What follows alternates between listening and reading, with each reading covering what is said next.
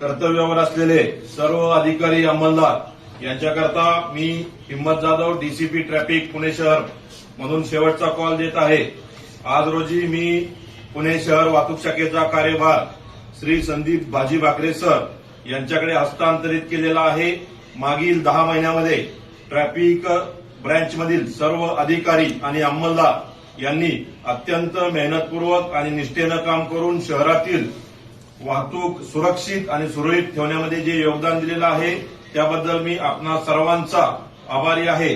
आपल्या ट्रॅफिक विभागाचे सर्व अधिकारी आणि अंमलदार यांना त्यांच्या कुटुंबियांना पुढील वाटचालीकरता मी शुभेच्छा देतो। Over and out. थँक्यू।